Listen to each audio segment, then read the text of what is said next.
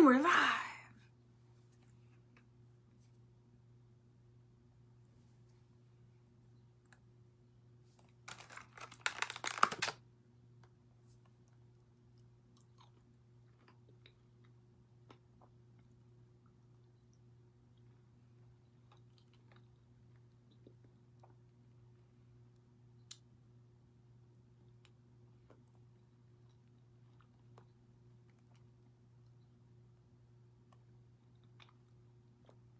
There you are.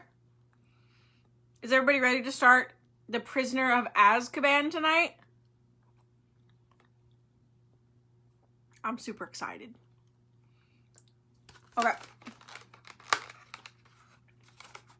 I don't know who sent me kisses. It was either Angie or Brittany. Hi, Brittany. Oh, those are Angie. Hi, Angie. I love you too.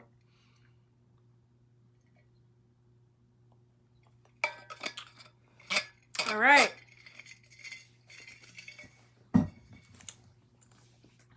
So we have 4 viewers now. Blackberries. They were 2 for $4 at Kroger, and they're super good. And I was super hungry.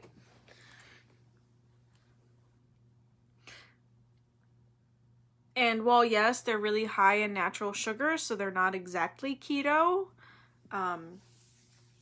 They're one of the good berries that I can eat, so that's good. And plus, I didn't have enough carbs today. I was too busy. You guys are gonna watch me apply lipstick.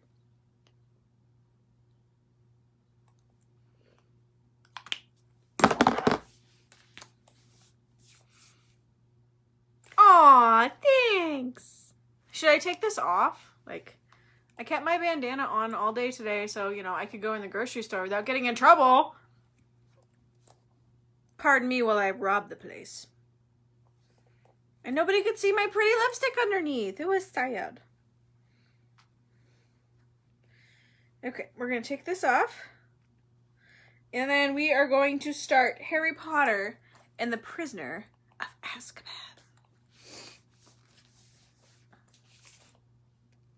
Look at it. And we can thank Angie for buying this for us. All right. Chapter 1. Ooh, like, it's so pretty. It looks like a shipwreck.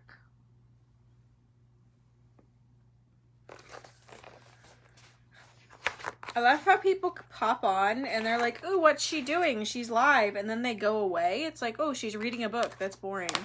Reading a book is not boring. Reading is very important.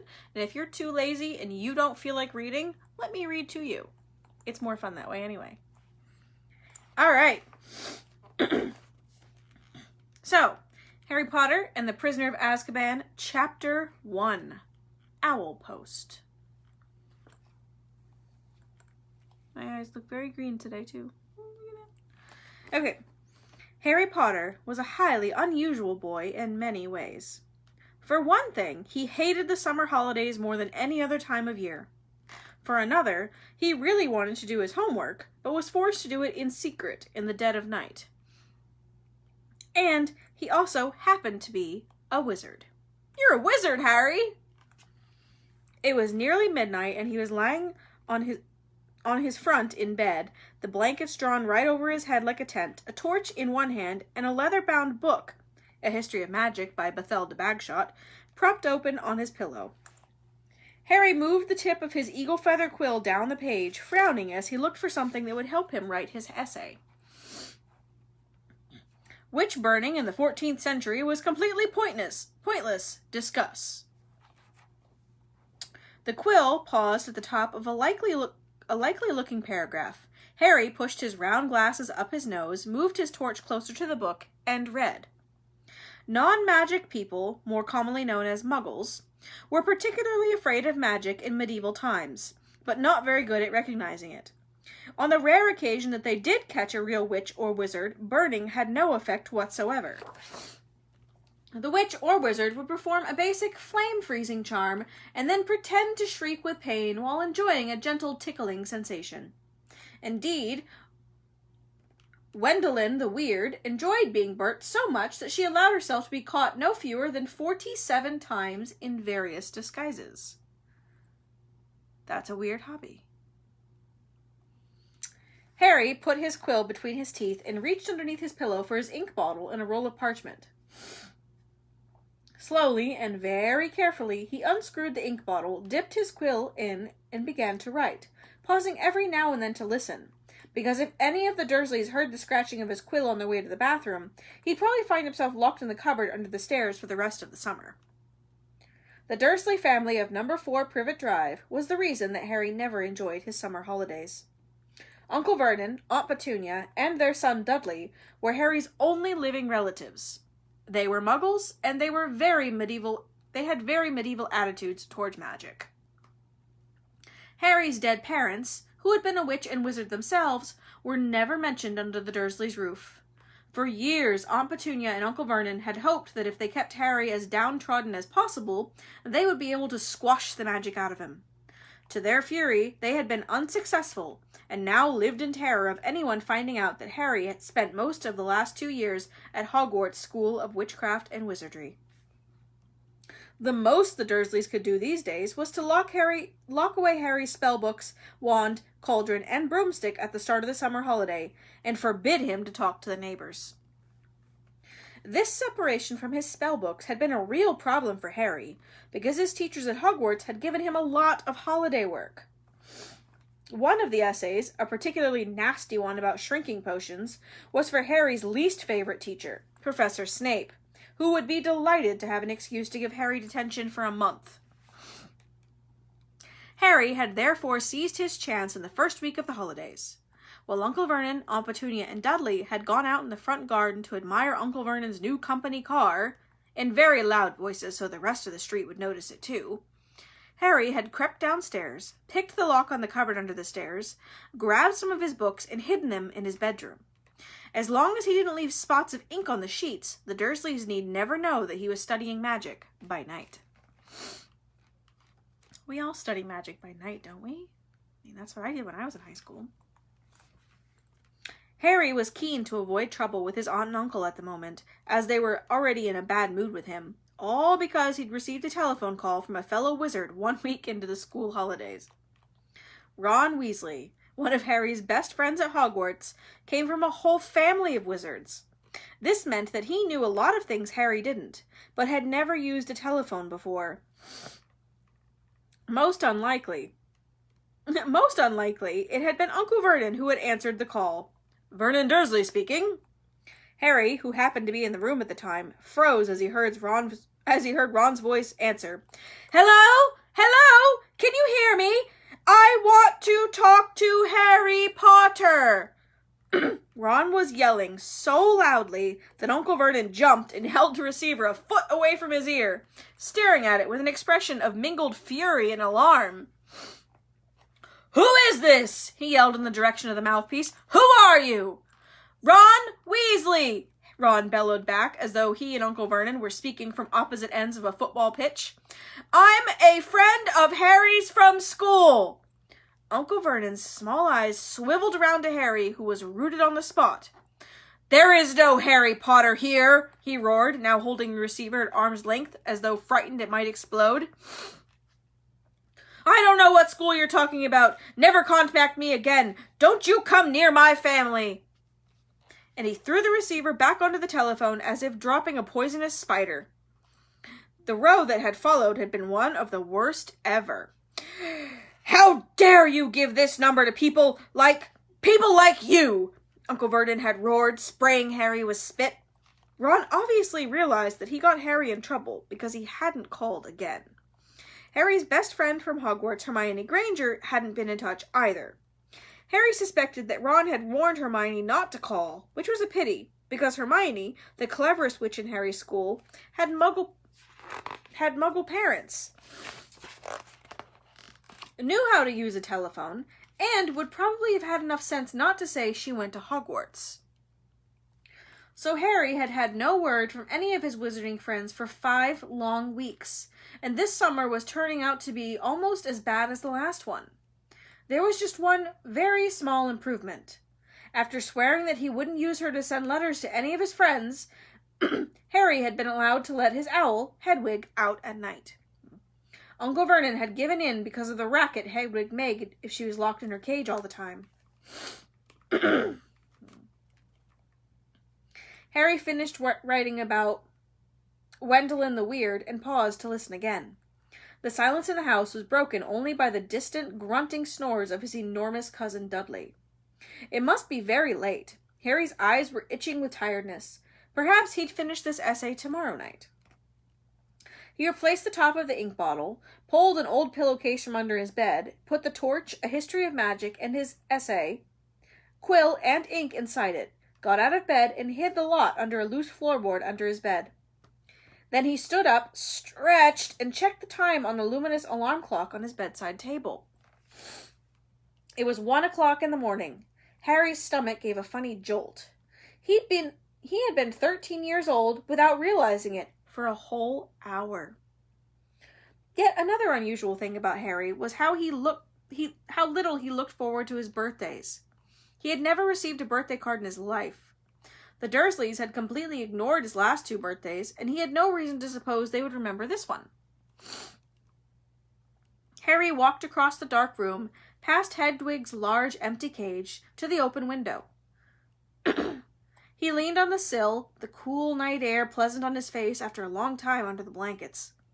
Hedwig had been absent for 2 nights now. Harry wasn't worried about her. She'd been gone this long before, but he hoped she'd be back soon. She was the only living creature in this house who didn't flinch at the sight of him. Harry, though still rather small and skinny for his age, had grown a few inches over the last year. His jet black hair, however, was just as it had always been, stubbornly untidy whenever he did to it. The eyes behind the glasses were bright green, and on his forehead, clearly visible through his hair, was a thin scar shaped like a bolt of lightning. Of all of the unusual things about Harry, this scar was the most extraordinary of it all. It was not, as the Dursleys had pretended for 10 years, a souvenir of the car crash that had killed Harry's parents, because Lily and James Potter had not died in a car crash. They had been murdered by the most feared dark wizard for 100 years, Lord Voldemort. Harry had escaped from the same attack with nothing more than a scar on his forehead when Voldemort's curse, instead of killing him, had rebounded upon its originator. Barely alive, Voldemort had fled. But Harry had come face to face with him since at Hogwarts. Remembering their last meeting as he stood in the dark window, Harry had to admit he was lucky even to have reached his 13th birthday. He scanned the starry sky for a sign of Hedwig, perhaps soaring back to him with a dead mouse dangling from her beak, expecting praise. Gazing absently over the rooftops, it was a few seconds before Harry realized what he was seeing. Silhouetted against the golden moon, and growing larger every moment, was a large, sprangly, lopsided creature, and it was flapping in Harry's direction. He stood quite still, watching it sink lower and lower. For a second he hesitated, his hand on the window latch, wondering whether to slam it shut. But then the bizarre creature soared over one of the street lamps of Privet Drive, and Harry, realizing what it was, leapt aside. Through the window soared 3 owls, 2 of them holding up the third, which appeared to be unconscious. They landed with a soft flump on Harry's bed, and the middle owl, who was large and gray, keeled right over and lay motionless. There was a large package tied to its legs. Harry recognized the unconscious owl at once. His name was Errol, and he belonged to the Weasley family. Harry dashed to the bed at once, untied the cords around Errol's legs, took off the parcel, and then carried Errol to Hedwig's cage. Errol opened one bleary eye and gave a feeble hoot of thanks, and then began to gulp some water. Harry turned back to the remaining owls. One of them, a large, snowy female, was his own Hedwig. She, too, was carrying a parcel, and looked extremely pleased with herself. She gave Harry an affectionate nip with her beak as he removed her bundle, and then flew across the room to join Errol. If anybody ever wants to buy me a pet, I would either love to have a beautiful husky or an owl. Or both. I've always wanted a husky. It's just beautiful dogs. and they talk to you. Harry didn't recognize the third owl, a handsome tawny one, but he knew at once where it had come from, because in addition to a third parcel, it was carrying a letter bearing the Hogwarts crest. When Harry relieved this owl of its post, it ruffled its feathers importantly, stretched its wings, and took off through the window into the night. Harry sat down in his bed, grabbed Errol's package, and ripped off the brown paper, and discovered a present wrapped in gold, his first ever birthday card. Fingers trembling slightly, he opened the envelope. 2 pieces of paper fell out, a letter and a newspaper cutting. The cutting clearly came from the wizarding newspaper, the Daily Prophet, because the people in the black and white picture were moving. Harry picked up this cutting, smoothed it out, and read, Ministry of Magic employee scoops grand prize. Arthur Weasley, head of the Misuse of Muggle Artifacts Office of the Ministry of Magic, has won the annual Daily Prophet Grand Prize Galleon Draw. A delighted Mr. Weasley told the Daily Prophet, We will be spending the gold on a summer holiday in Egypt, where our eldest son, Bill, works as a curse breaker for Gringotts Wizarding Bank. The Weasley family will be spending a month in Egypt, returning for the start of the new school year at Hogwarts, which 5 of the Weasley children currently attend. Harry scanned the moving photo, and a grin spread across his face as he saw all 9 of the Weasleys waving furiously at him, standing in front of a large pyramid. Plump little Mrs. Weasley, tall, balding Mr. Weasley, 6 sons, and 1 daughter.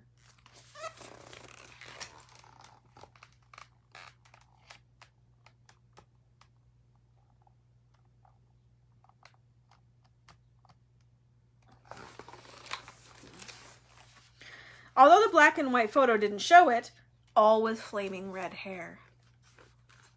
Right in the middle of the picture was Ron, tall and gangling, with his pet rat Scabbers on his shoulder and his arm around his little sister Ginny.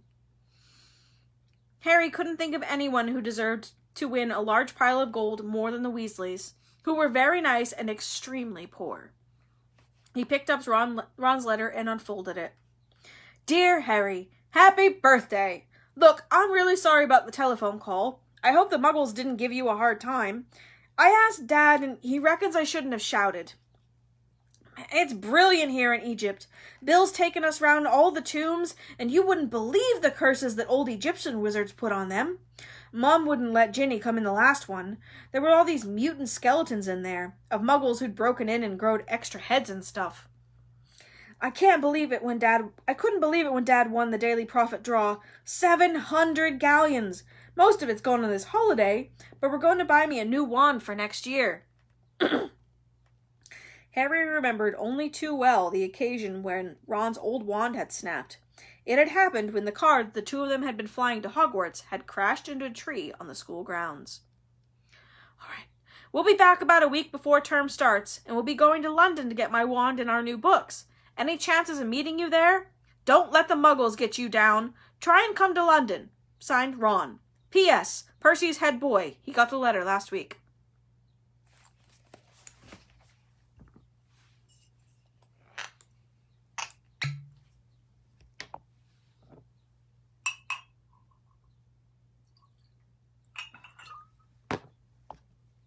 I'm drinking responsibly, guys.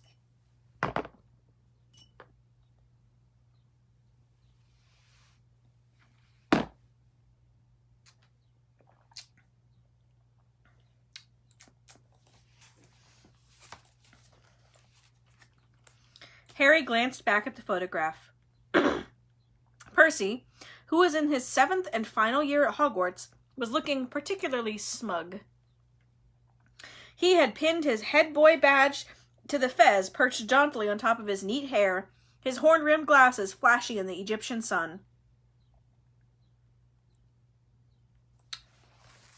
Let's see if I can get that close enough. There's Percy right there.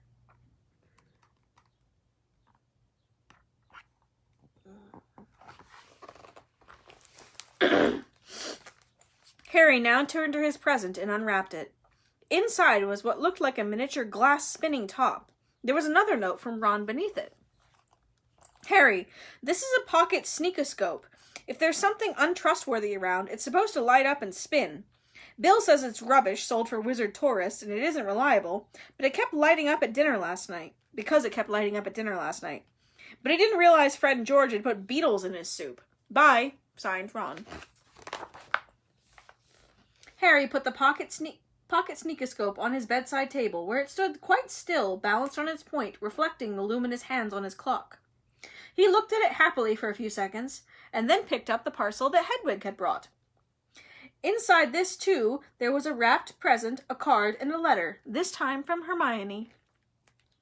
Dear Harry, Ron wrote to me and told me about his phone call with your Uncle Vernon. I do hope you're all right. I'm on holiday in France at the moment, and I don't know how I was going to send this to you. What if they'd opened it at customs? But then Hedwig turned up. I think she wanted to make sure you got something for your birthday for a change. I bought your present by owl order. There was an advertisement in the Daily Prophet. I've been waiting for it to be delivered. It's so good to keep up with what's going on in the wizarding world. I've been getting it delivered. Did you see that picture of Ron and his family a week ago? I bet he's learning loads. I'm really jealous. The ancient Egyptian wizards were fascinating. There's some interesting local history of witchcraft here, too. I've written my whole history of magic essay to include some of the things I found. I hope it's not too long. It's 2 rolls of parchment, more than Professor Binns asked for. Anyway, Ron says he's going to be in London in the last week of the holiday. Can you make it? Will your aunt and uncle let you come? I really hope you can. If not, I'll see you on the Hogwarts Express on September the 1st. Love from Hermione. P.S. Ron says Percy's head boy. I'll bet Percy's really pleased. Ron doesn't seem too happy about it.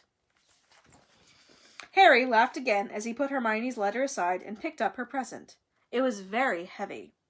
Knowing Hermione, he was sure it was a large book full of very difficult spells, but it wasn't. His heart gave a huge bound as he ripped back the paper and saw a sleek black leather case with silver words stamped across it. Broomstick servicing kit.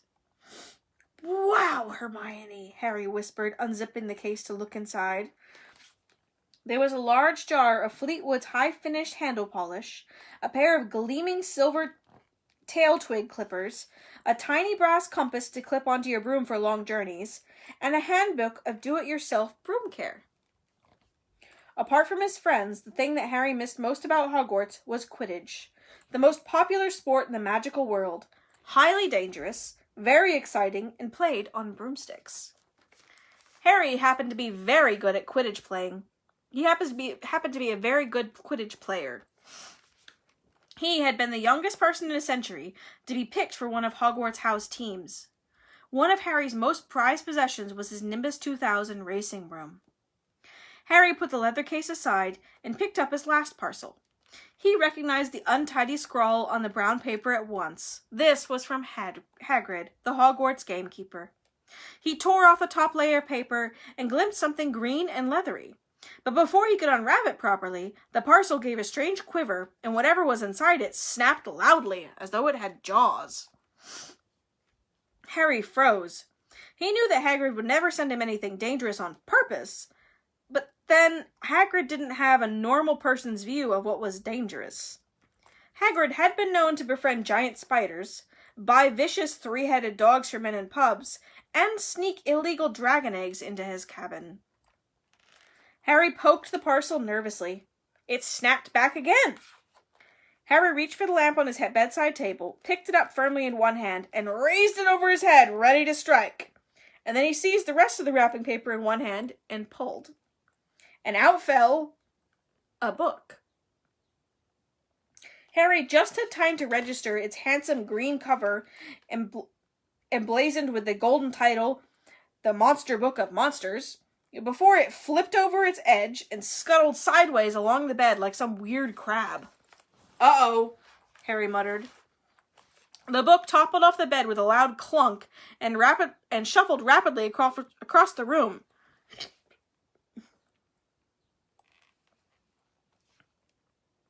Harry followed it stealthily. The book was hiding in the dark space under his bed. Praying that the Dursleys were still fast asleep, Harry got down on his hands and knees and reached towards it. Ouch! The book snapped shut on his hand and then flapped past him, still scuttling on its cover. Harry scrambled around, throwing himself forward and managing to flatten it. Uncle Vernon gave a loud, sleepy grunt in the room next door. Hedwig and Errol watched interestedly as Harry clamped the strangling book tight in his arms, hurried to his chest of drawers, pulled out a belt, which he buckled tightly around it. The monster book shuddered angrily, but could no longer flap and snap, so Harry threw it down on the bed and reached for Hagrid's card. Dear Harry, happy birthday! Think you might find this useful for next year. Won't say no more here. Tell you when I see you. Hope the Muggles are treating you right. All the best, Hagrid. It struck Harry as ominous that Hagrid thought a biting book would come in useful, but he put up Hagrid's card next to Ron and Hermione's, grinning more broadly than ever.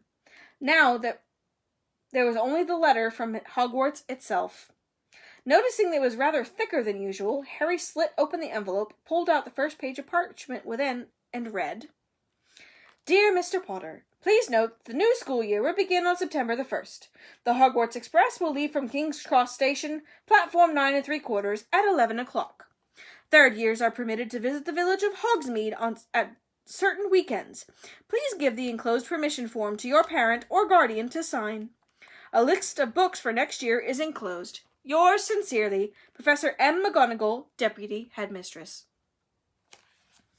Harry pulled out the Hogsmeade permission form and looked at it, no longer grinning.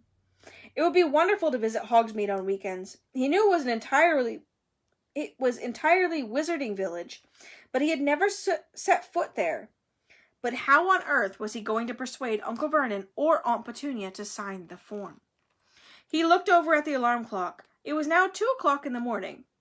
Deciding that he'd worry about the Hogsmeade form when he woke up, Harry got back into bed, reached up to cross off another day on the chart that he made for himself, counting down the days until he left to return to Hogwarts. And then he took off his glasses and lay down, eyes open, facing his 3 birthday cards. Extremely unusual though he was, at that moment, Harry Potter felt just like everyone else, glad, for the first time in his life, that it was his birthday.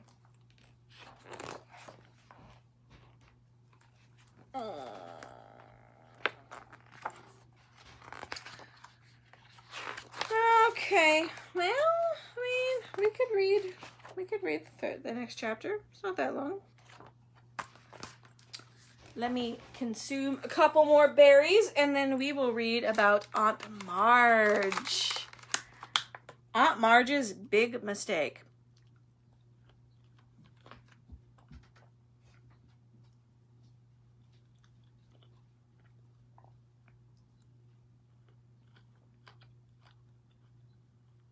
These are so good. So good. I used to eat blackberries when I was a kid. I wouldn't even wash them off. We would just pick them out of our yard. I don't know how many bugs I consumed. No, I don't have any vodka. I mean, that's not true. I have vodka in the freezer, but...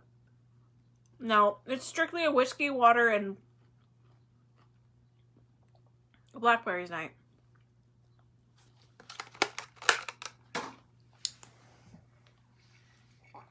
Water. This part looks like it unscrews, but I don't think it does. It's really hard to put ice in there.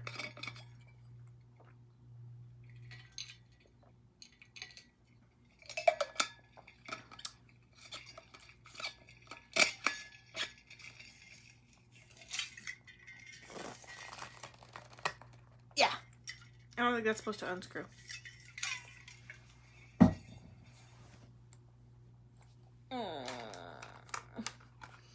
Yeah, I didn't eat dinner yet tonight, so I'm like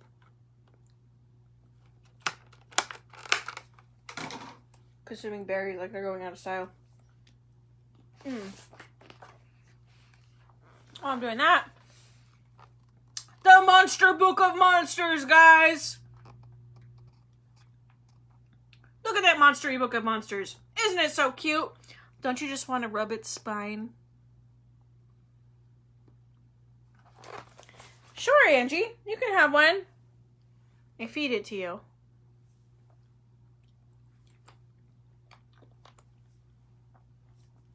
These videos go up on YouTube. I wonder if anybody actually watches them and wonders, who the fuck is she talking to?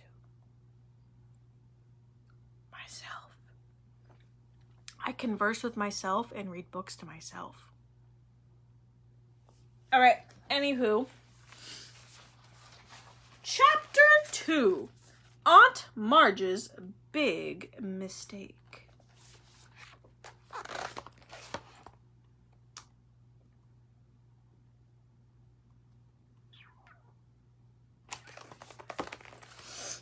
Alrighty then.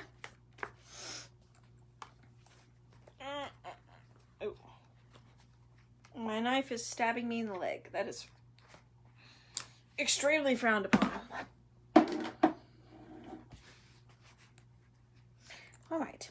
Harry went down to breakfast next morning to find the three Dursleys already sitting around the kitchen table. They were watching a brand new television, a welcome home for the summer present for Dudley, who had been complaining loudly about the long walk between the fridge and the television in the living room. Such a hard time to walk between. Seriously.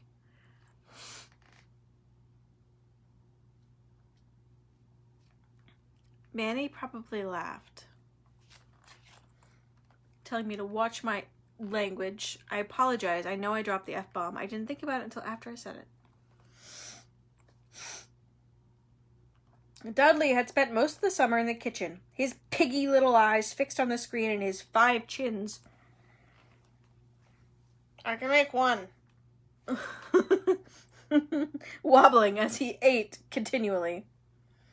Harry sat down between Dudley and Uncle Vernon, a large, beefy man with very little neck and a lot of mustache. Far from wishing Harry a happy birthday, none of the Dursleys gave any sign that they had noticed Harry enter the room.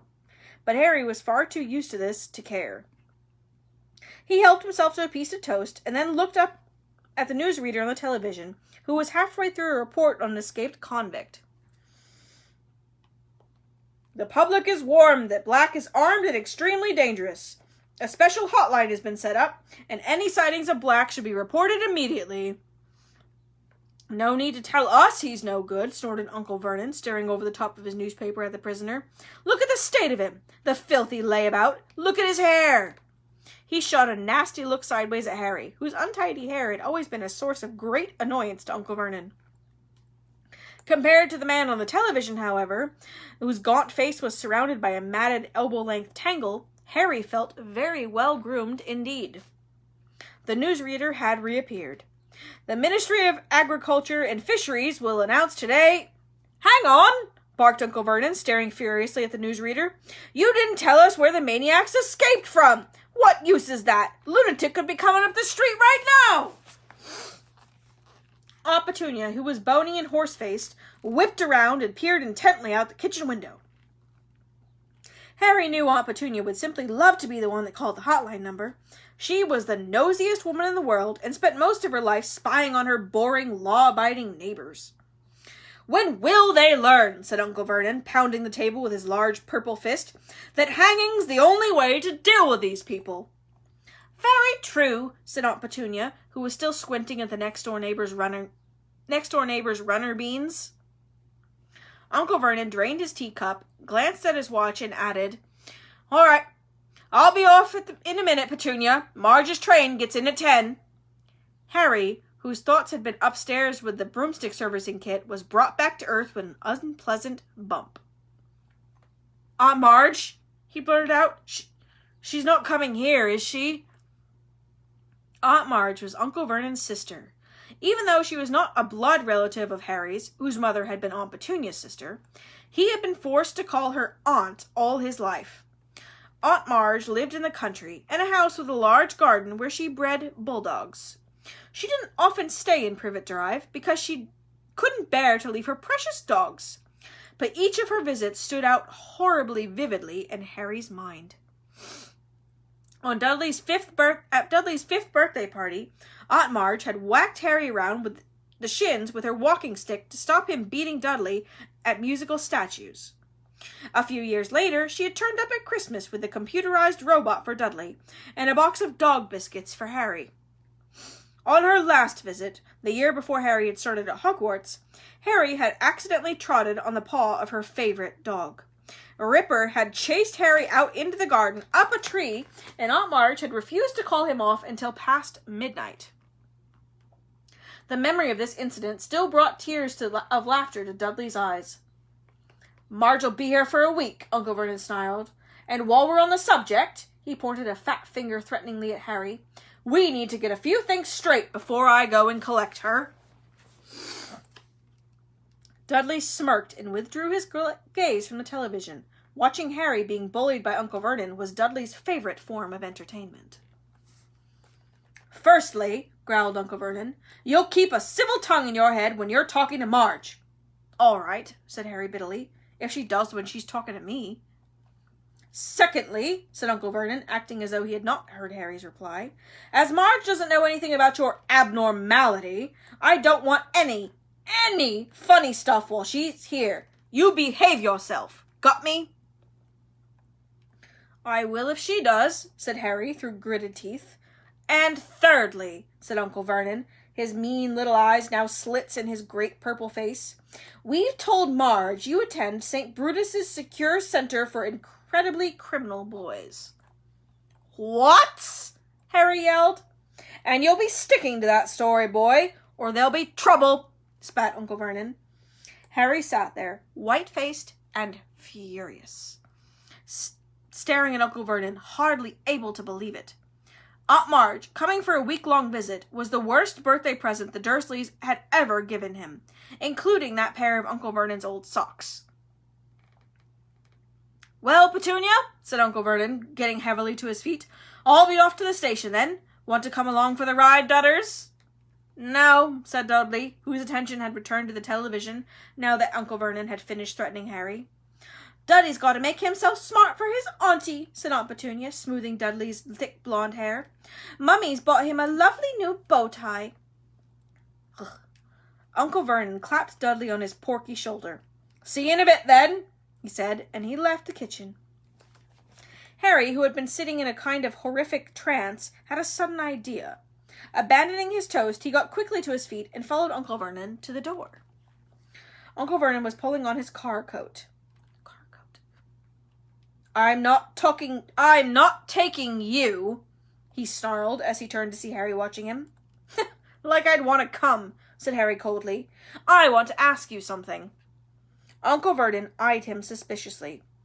Third years at my school are allowed to visit the village sometimes," said Harry. "So?" snapped Uncle Vernon, taking his car keys from a hook next to the door. I need you to sign the permission form," said Harry in a rush. "Why should I do that?" sneered Uncle Vernon. "Well," said Harry, choosing his words carefully, "it'll be hard work pretending to Aunt Marge I go to the St. Brutus's Secure Center for Incredibly Criminal Boys," bellowed Uncle Vernon, and Harry was pleased to hear a definite note of panic in Uncle Vernon's voice. "Exactly," said Harry, looking calmly at his uncle's large purple face. "It's a lot to remember. I'll have to make it sound convincing, won't I? What if I accidentally let something slip?"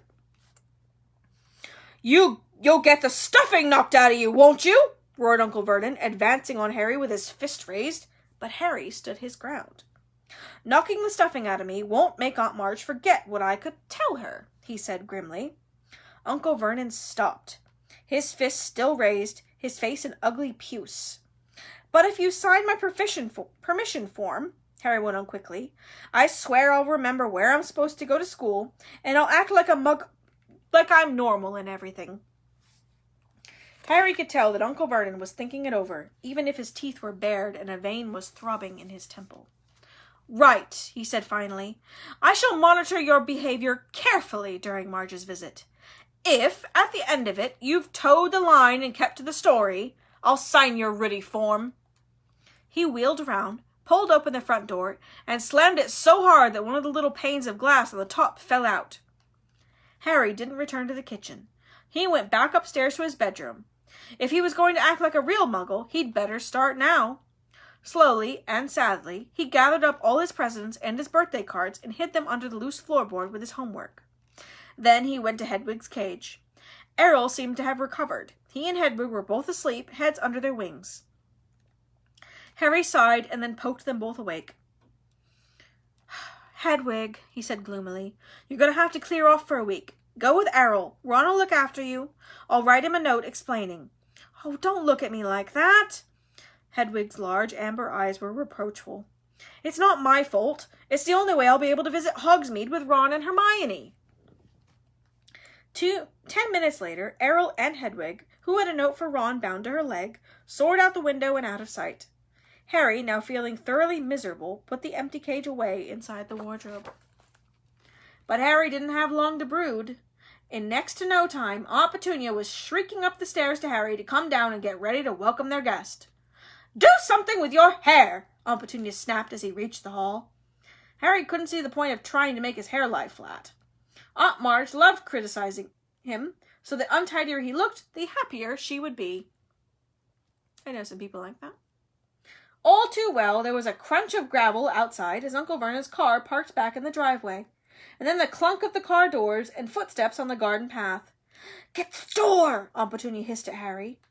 A feeling of great gloom in his stomach, Harry pulled the door open.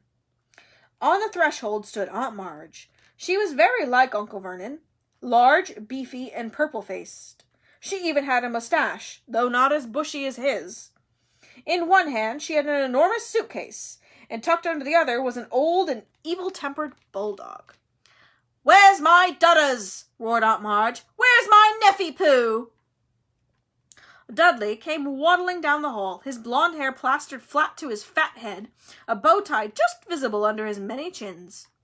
Aunt Marge thrust the suitcase into Harry's stomach, knocking the wind out of him, seized Dudley in a tight one-armed hug, and planted a large kiss on his cheek.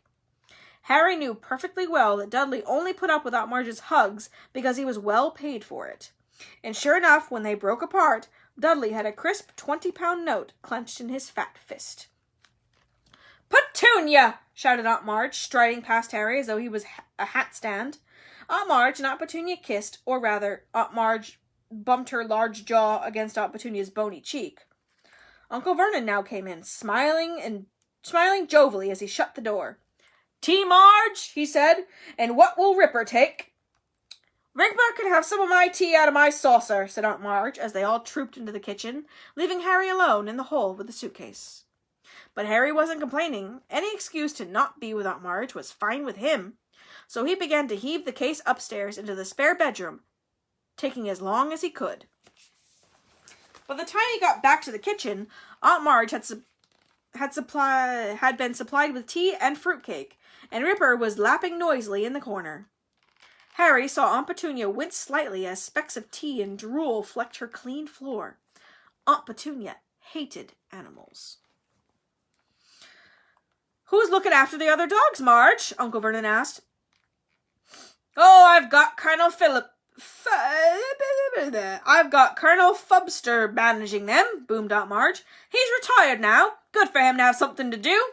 But I couldn't leave poor old Ripper. He pines when he's away from me." Ripper began to growl again as Harry sat down. This directed Aunt Marge's attention to Harry for the first time. "So," she barked, "still here, are you?" "Yes," said Harry. "Don't you say yes in that ungrateful tone," Aunt Marge growled. "It's damn good of Vernon and Petunia to keep you. Wouldn't have done it myself. You'd have gone straight to an orphanage if you'd been dumped on my doorstep." Harry was bursting to say he'd rather live in an orphanage than with the Dursleys, but the thought of the Hogsmeade form stopped him. He forced his face into a painful smile. "Don't smirk at me," boomed Aunt Marge. "I can see you haven't improved since I last saw you.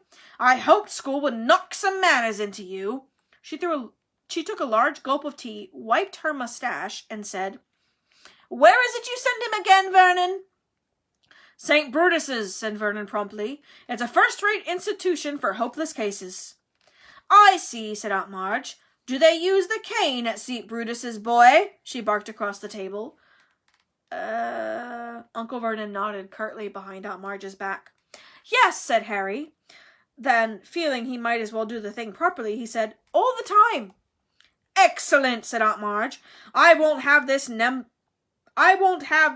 namby-pamby, wishy-washy nonsense about not hitting people who deserve it. A good thrashing is what's needed in 99 cases out of 100. Have you been beaten often? Oh, yeah, said Harry. Loads of times. Aunt Marge narrowed her eyes. I still don't like your tone, boy, she said. If you can speak of your beatings in that casual way, they clearly aren't hitting you hard enough. Petunia, I'd write if I were you. Make it clear that you approve the use of extreme force in this boy's case. Perhaps Uncle Vernon was worried that Harry might forget their bargain. In any case, he changed the subject abruptly. Heard the news this morning, Marge? What about that escaped prisoner, eh? Aunt Marge started to make herself at home. Harry caught himself thinking almost longingly of life at number 4 without her. Uncle Vernon and Aunt Petunia usually encouraged Harry to stay out of their way, which Harry was only too happy to do. Aunt Marge, on the other hand, wanted Harry under her eye at all times, so that she could boom out suggestions for his improvement. She delighted in comparing Harry with Dudley, and took huge pleasure in buying Dudley expensive presents while glaring at Harry, as though daring him to ask why he hadn't gotten a present too. She also kept throwing out dark hints about what made Harry such an unsatisfactory person. You mustn't blame yourself for the way the boys turned out, Vernon, she said over lunch on the 3rd day. If there's something rotten on the inside, there's nothing anyone can do about it. Harry tried to concentrate on his food, but his hands shook and his face was starting to burn with anger. Remember the form, he told himself. Think about Hogsmeade. Don't say anything. Don't rise. Aunt Marge reached for her glass of wine. It's one of the basic rules of breeding, she said. You see it all the time with dogs. If there's something wrong with the bitch, there's something wrong with the pup. At that moment, the wine glass Aunt Marge was holding exploded in her hand. Shards of glass flew in every direction, and Aunt Marge sputtered and blinked, her ruddy face dripping. Marge! Squealed Aunt Petunia. Oh, Marge, are you all right? Not to worry, grunted Aunt Marge, mopping her face with a napkin. Must have squeezed it too hard. Did the same thing at Colonel Fubster's the other day. No need to fuss, Petunia. I have a firm grip. Aunt Petunia and Uncle Vernon were both looking at Harry suspiciously. He decided he'd better skip pudding and escape from the table as soon as he could. Outside in the hall, he leaned against the wall, breathing deeply. It had been a long time since he'd lost control and made something explode. He couldn't afford to let it happen again. The Hogsmeade form wasn't the only thing at stake. If he carried on like that, he'd be in trouble with the Ministry of Magic.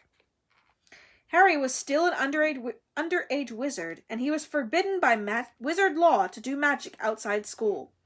His record wasn't exactly clean, either. Only last summer he'd got an official warning which had stated quite clearly that if the Ministry got wind of any more magic on Privet Drive, Harry would face full expulsion from Hogwarts. He heard the Dursleys leaving the table and hurried upstairs out of the way. Harry got through the next 3 days by forcing him to think about his handbook of... Harry got through the next 3 days by forcing himself to think about his handbook of do-it-yourself broom care whenever Aunt Marge started on him. This worked quite well, though it seemed to give him a glazed look because Aunt Marge started voicing the opinion that he was mentally subnormal. At long last, the final evening of Marge's stay arrived. Aunt Petunia cooked a fancy dinner, and Uncle Vernon uncorked several bottles of wine.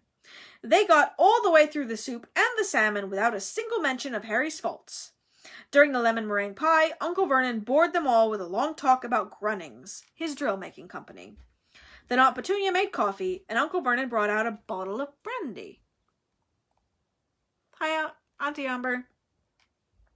Can I tempt you, Marge? Aunt Marge had already had rather a lot of wine. Her huge face was very red. Just the one, then, she chuckled. A bit more than that. A bit more. Ah, yeah, that's the boy. Dudley was eating his 4th slice of pie. Petunia was sipping coffee with her little fingers sticking out. Petunia's bougie. Harry really wanted to disappear in his bedroom, but he met Uncle Vernon's angry little eyes and knew he would have to sit it out. Ah, said Aunt Marge, smacking her lips and putting her empty brandy glass back down. Excellent nosh, Petunia. It's normally just a fry-up for me in an evening, with 12 dogs to look after. She burped richly and patted her great tweed stomach. Whew, pardon me. I do like to see a healthy-sized boy, she went on, winking at Dudley. You'll be a proper-sized man, Dudders, like your father. Yes, I'll have a spot more brandy, Vernon. Now this one here. She jerked her head at Harry, who felt his stomach clench. The handbook, he thought quickly. This one's got a mean, runty look about him. You get that with dogs. I had Colonel Fubster drown one last week. Ruddy little thing. Weak, underbred. Harry was trying to remember page 12 of his book, A Charm to Cure Reluctant Reversers. It all comes down to blood, as I was saying the other day. Bad blood will out. Now, I'm saying nothing against your family, Petunia. She patted Aunt Petunia's bony hand with her shovel-like one. But your sister was a bad egg. They turn up in the best of families. And then she ran off with a wastrel, and here's the result in front of us. Harry was staring at his plate, a funny ringing in his ears. Grasp your broom firmly by the tail, he thought. But he couldn't remember what came next. Aunt Marge's face seemed to be boring into him like one of Uncle Vernon's drills. This Potter, said Aunt Marge loudly, seizing the brandy bottle and splashing more into her glass and over the tablecloth. You never told me what he did. Uncle Vernon and Aunt Petunia were looking extremely tense. Dudley had even looked up from his pie to gape at his parents. He didn't work, said Uncle Vernon with a half glance at Harry. Unemployed. As I expected, said Aunt Marge, taking a huge swig of brandy and wiping her chin on her sleeve. A no-account, good-for-nothing, lazy scoundrel who... He was not, said Harry suddenly. The table was very quiet. Harry was shaking all over. He had never felt so angry in his life. More brandy, yelled Uncle Vernon, who had gone very white. He emptied the bottle into Marge's glass. You, boy, he snarled at Harry. Go to bed. Go on. No, Vernon, hiccuped Aunt Marge, holding up a hand, her tiny bloodshot eyes fixed on Harry. Go on, boy, go on. Proud of your parents, are you? They go and get themselves killed in a car crash. Drunk, I expect. They didn't die in a car crash, said Harry, who found himself on his feet. They died in a car crash, you nasty little liar, and left you to be a burden on their decent, hard-working relatives, screamed Aunt Marge, swelling with fury. You're an insolent, ungrateful little... But Aunt Marge suddenly stopped speaking. For a moment, it looked as though words had failed her. She seemed to be swelling with inexpressible anger, but the swelling didn't stop. Her red face started to expand. Her tiny eyes bulged, and her mouth stretched too tightly for speech. The next second, several buttons burst from her tweed jacket and pinged off the walls. She was inflating like a monstrous balloon, her stomach busting free of her tweed waistband, each of her fingers blowing up like a salami. Marge! Yelled Uncle Vernon and Aunt Petunia together, as Aunt Marge's whole body began to raise off her chair towards the ceiling.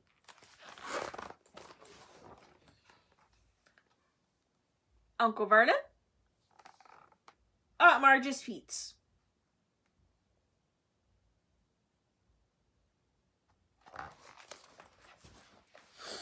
She was entirely round now, like a vast life buoy with piggy eyes, and her hands and feet stuck out weirdly as she drifted up into the air, making apoplectic popping noises. Ripper came skidding into the room, barking madly. No! Uncle Vernon seized one of Aunt Marge's feet and tried to pull her back down again, but was almost lifted off the floor himself. The next second, Ripper had leapt forward and sunk his teeth into Uncle Vernon's leg. Harry tore from the dining room before anyone could stop him, heading for the cupboard under the stairs. The cupboard door burst magically open as he reached it. In seconds, he had heaved out his trunk to the front door. He sprinted upstairs, threw himself under his bed, wrenched up the loose floorboards, grabbed the pillowcase full of his books and birthday presents. He wriggled it out, seized Hedwig's empty cage, and dashed back downstairs to his trunk, just as Uncle Vernon burst out of the dining room, his trouser leg in bloody tatters. "You come back in here," he bellowed. "Come back and put her right!" But a reckless rage had come over Harry. He kicked his trunk open, pulled out his wand, and pointed it at Uncle Vernon. "She deserves it," Harry said, breathing very fast. "She deserved what she got. You keep away from me." He fumbled behind him for a catch on the door. "I'm going," said Harry. "I've had enough." The next moment, he was out in the dark, quiet street,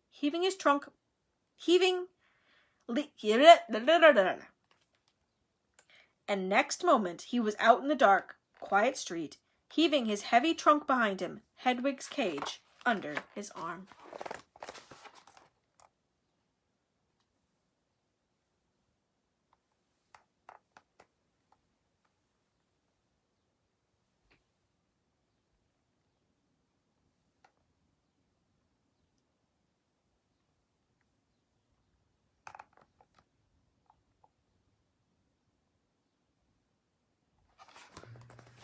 And that was the end of chapter 2. I think I love most about this book is my favorite color.